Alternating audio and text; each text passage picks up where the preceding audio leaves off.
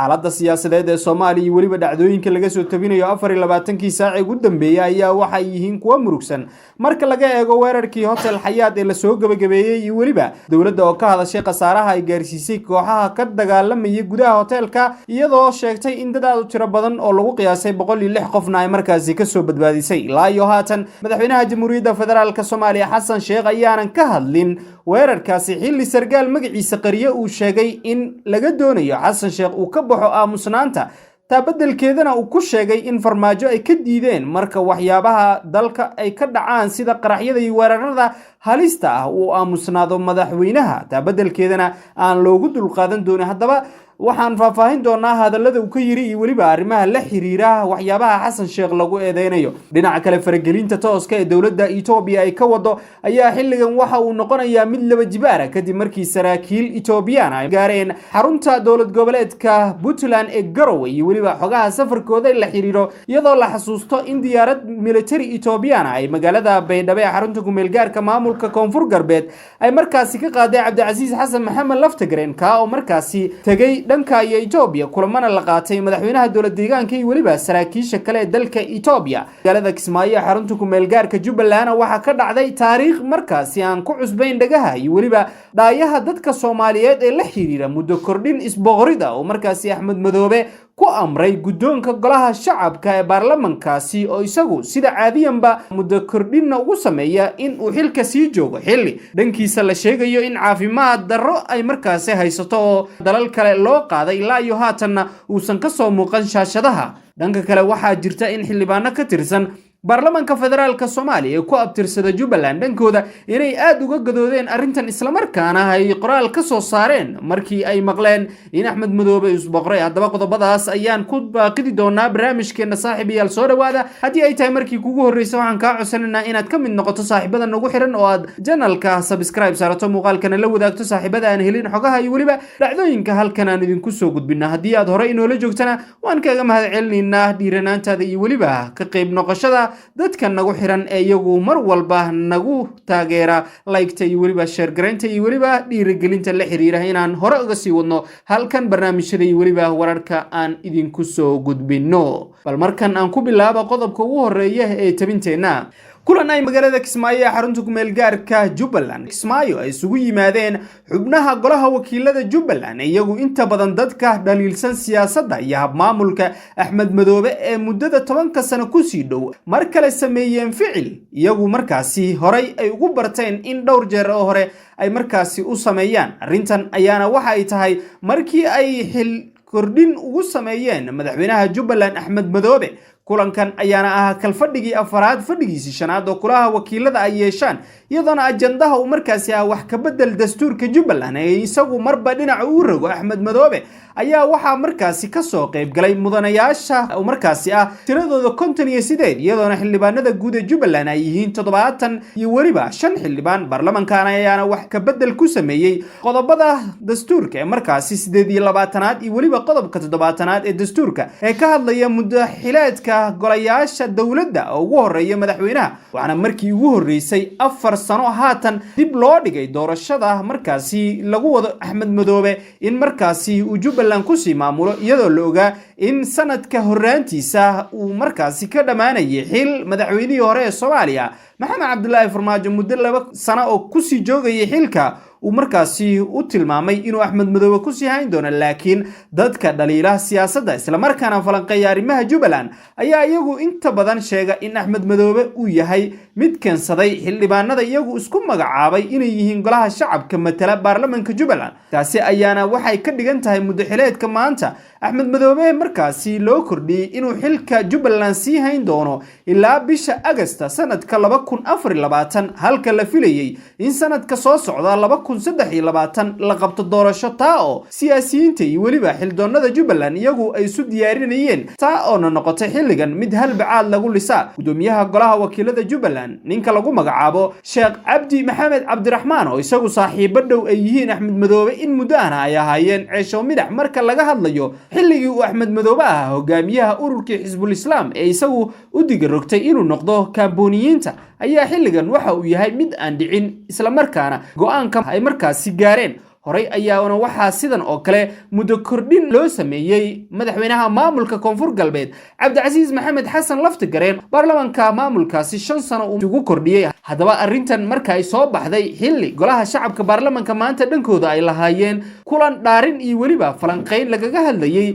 arrimihii dhacay ee weerarka hotel Xayaat ayaa waxaa mar kale fursad ay u heleen in qaar kamid ah xildhibaanada ku abtirsada Jubbaland ee federaalka hogaamiye ay aad uga soo horjeesteen mudaxileedka Axmed Madoobe loo kordhiyay Cabdullaahi Kulane oo ku magac dheer Kulanajiis oo ka tirsan baarlamaanka federaalka Soomaaliya horeyna uu ahaa madaxa hay'adda nabad sugidda sirdoonka qaranka Soomaaliya xilligii Maxamed Cabdullaahi Farmaajo ayaa sheegay in waxba kama jiraan ay tahay isla markaana aan la aqbali karin mudaxileed uu ku tilmaamay in sharci darro uu yahay loona sameeyay Axmed Madoobe qoraal uu ku soo qoray bartiisa Facebook ayuuna kaga hadlay waxana uu sheegay in Axmed Madoobe uu qasbay baarlamaanka Jubbaland ee isagu uu soo xushay sanadkii 2019 taa oo inta badan qaabka lagu soo xulay lagu dhaliilo ra'iisul wasaaraha haatan Soomaaliya hogaamiye Xamse Cabdi Barre oo isagu keenay fikradii ahayd 3 qof iiken 2 ayaan kala baxaya taa oo markaasi u hirgelisay in Axmed Madoobe uu markaasi dib loo doorto qaar kamidana uu ku sheegay Kulanajiis in xildhibaanada maanta muddo kordhinta sameeyay ay kamid yihiin darawaladii hore Axmed Madoobe ilaaladiisa adeegayaashiisa iyo waliba kuwa markaasi uu sheegay in isla soo jabhadeeyeen taa oo markaasi mudaxileedka loo kordhiyay aysan ahayn mid sharci ah isla markaana laga xumaado in mar kale Axmed Madoobe uu isboqro taa oo ka dhigan in maamulka Jubbaland ay markaasi mugdisi galayso Kulanajiis ayaa Axmed Madoobe ku sheegay inuu yahay asaasihii kooxda Al-Shabaab waxana uu sheegay inay markaasi isdaba marin iyo musuqmaasuq uu ku sameeyay doorashadii dhacday sanadkii 2019 oo markaasi xildhibaanada iyo madaxdii ka qayb galaysa doorashadaasi qaarkood la sheegay in loo diiday imaatinka Kismaayo hadaba siyaasiyiinta aad u dhaliila isla markaana iyagu ka soo horjeeda maamulka Axmed Madoobe ayaana waxa xilligan ay wajahayaan caqabad kale oo ah in ay isu soo sharixi karin mar kale doorashadii ay filayeen in la qabto horaanta sanadkan xaaladda Jubbaland ayaana mar kale waxa ay tahay mid iyadu galaysa waji cusub xilli la sheegayo in qaar kamid ah saraakiil markaasi ka tirsan maamulka Jubbaland qaarkood lagu dilay qarax ka dhacay magaalada Kismaayo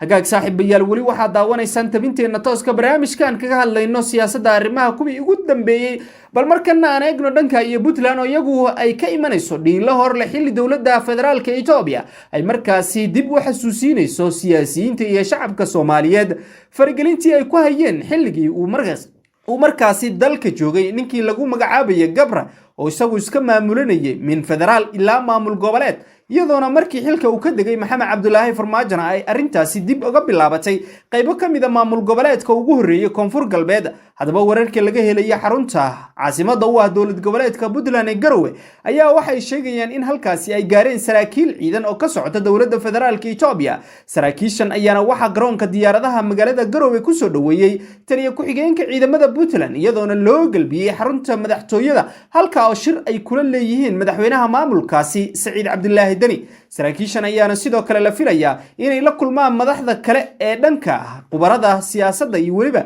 sirdoonka Puntland oo ay markaasi safaro ku kala bixin doonaan dhinaca iyo gobolka Sanaag markii ugu dambeysana ay ahayd xilligii uu qabtay talada dalka madaxweynaha maamulkii dhacay ee Maxamed Cabdullaahi Farmaajo in saraakiil Itoobiyaan ay ka degaan militariga dawladda Itoobiya ayaana dhaqdhaqaaqyo ka waday deegaanada dawlad goboleedyada ee xadka la leh dalka Itoobiya tani markii Al-Shabaab ay u talaabeen xuduudda dalka Itoobiya uu la leeyahay gobolka Bakool iyo Hiiraan halka oo dagaal faraha looga gubtay ay isku heleen maleeshiyada shabaabka iyo waliba ciidamada dawlad deegaanka Soomaalida oo kaashanaya militariga Itoobiya waxaana saraakiishan ay horey u tageen magaalada xarunta u ah kumeel gaarka ee koonfur galbeed ee Baydhabo iyadoona Hargeysa ay kula kulmeen dhankooda madaxweynaha maamulkaasi ninka lagu magacaabo Muuse Biixi Cabdi dawladda Itoobiya ayaa iyadu faragelin baan ku haysa arrimaha siyaasadda gudaha iyo waliba sirdoonka iyadoona hore uga digay Fahad Yaasiin Xaaji Daahir oo isagu sheegay in nisa ay ahayd gunta markaasi ay wadamada shisheeyaha ay ka maamulayeen balse Itoobiya ayaa markan waxa ay markaasi sheegayaan in ay ku bixinayaan safaro la xiriira inay markaasi doonayaan qayb noqoshada sidii loo maamuli lahaa xaalka Soomaaliya oo markaasi laga ilaaliyay sida uu sheegay ninka lagu magacaabo Fahad Yaasin Xaaji Daahir waraysi uu horay u bixiyay dhinaca kalena waxa la soo gabagabeeyay oo markaasi si nabad ah markan ay ciidamada dawladda federaalka Soomaaliya qaybahooda kala duwan Harmacad iyo waliba kuwa kale Alpha Group ay markaasi gaareen gudaha hoteelka ay shabaabka in muddo ka dagaalamayeen iyadoona shir jaraa'id uu qabtay taliyaha ciidanka booliska General Xijaar uu kaga hadlay arrimaha la xiriira weerarkaasi waliba shaqaqooyinka ay markaasi nabadiidku ka sameeyeen 24kii saac ee la soo dhaafo oo markaasi ay isku farasaareen hadaba sargaal magaciisa qariye ayaa dhanka kale waxa uu fariin u diray madaxweynaha Jamhuuriyadda Federaalka Soomaaliya Xasan Sheekh Maxamuud ka oo isagu mid ah daaha gadaashiisa fadhiya ilaa iyo haatan dhacdadaasi ay uusan ka hadlin ee la xiriira xoogagga shabaabka dhibaatada ay shacabka u geysteen waxana uu yiri shantii la soo dhaafay dalka Soomaaliyeed waxa ay farmaajo ku dhaliili jireen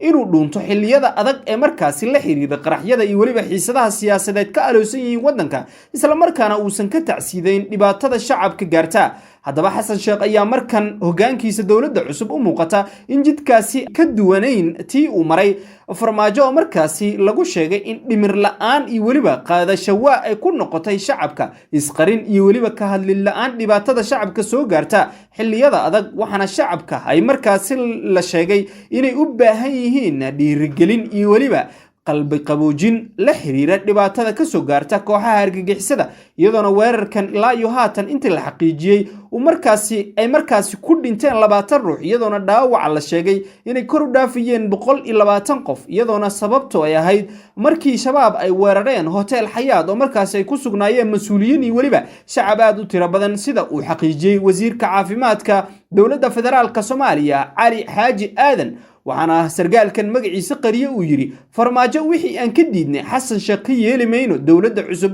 waa inay ka fogaataa in boogihii farmaajo ka tagay si danqasho lahayn mar kale ay dib dadka u xasuusiyaan xasan waxa ay Soomaali oo dhan gaar ahaan reer Muqdisho ka filayaan wada ka duwan tii uu qaaday farmaajo sargaalkan ayaana warbaahinta u dusiyay qoraalada iyo wariba arrimaha la xiriira ee ku aadan weerarka uusan ilaa iyo haatan ka hadlin guud ahaan saaxiibayaal waxaan inta inooga barnaamijkii halkan aan idin kala socodsiinayna ee la xiriira siyaasadda iyo waliba arrimaha ugu dambeeya Soomaaliya tan iyo kulanti dambe intaan warbixin iyo warar kuwan ka duwan dib ugu kulmayno waxaan idinku dhaafaynaa sida